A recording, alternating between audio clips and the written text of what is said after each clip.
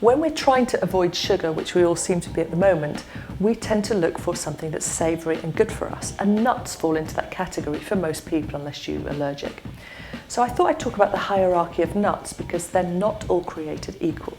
So let's start at the bottom of the ladder and actually in the ground, and that's the peanut. The peanut is part of the legume family, like peas and soya beans, and it comes in a pod like a pea. And it's grown in the ground so that when it comes out, it's soft and it needs to be roasted, even if it's to create a raw peanut. So even raw peanuts have already been cooked. Then, of course, they go into the roasting process and the salting process. What you want to try and have with any nuts is raw nuts. With peanuts, they tend to have mould on them, even though you can't see that mould. And even when you have them roasted, they are fermentaceous in the system and they're not great. So that would be an occasional, if ever, type treat. Going up the ladder, you have things like pistachio nuts, also in a shell, also have to be roasted in some way to open that shell out, even if they seem like they're raw pistachios. Then going up again, things like walnuts. Walnuts, because they're quite high in fat, tend to go rancid very quickly. So the best way to store any kind of fatty nut is in the freezer. They're actually edible from the freezer. So any kind of nut, which would be like cashew nuts, walnuts, Brazil nuts, all kept in the freezer so they don't go rancid.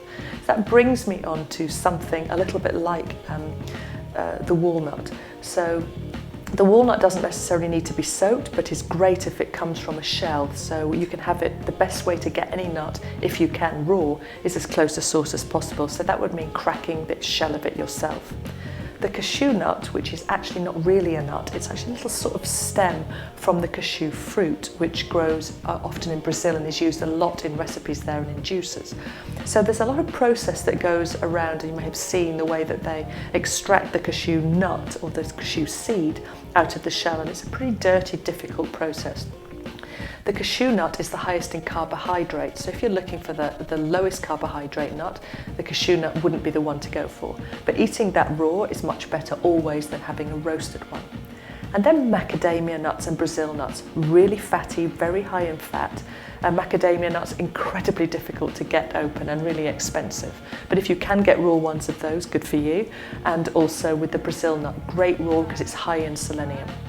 Almonds. Almonds are really the king of the nut because they are the best for us. And if you think about a nut, it's almost like a possibility of a plant inside. So when you take a raw almond and you soak it, it needs to be soaked really for a couple of days, and it's a long time, it really starts to sprout. And if you could start to sprout it, you grow it into an almond tree. There you know that you're getting all of the best nutrients in the nut when it can turn into life force itself.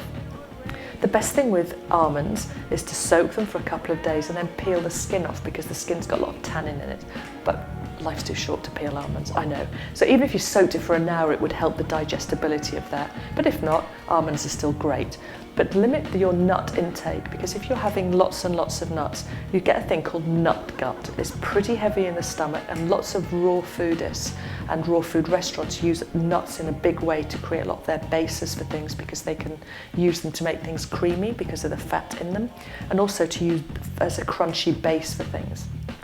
So to avoid having lots of nuts, just kind of keep aware of how many nuts you're having, because they are hard to digest. They do slow down the system a bit. They can be inflammatory if you have a lot of them, and also damp forming because they can cause some fermentation. So limit your nut intake. Try and have raw ones as much as possible. And then of course there's all the little seeds. Pine nuts are part of that seed family. All the other little seeds, unroasted, always best. And chew them well, otherwise you'll see them come out the other end whole. But enjoy all of that capacity of the nut and seed family in moderation, best raw and soaked if you have the time. Do your best, have a healthy week, and hope to see you again next week. If you'd like to subscribe, please do so below. Thank you.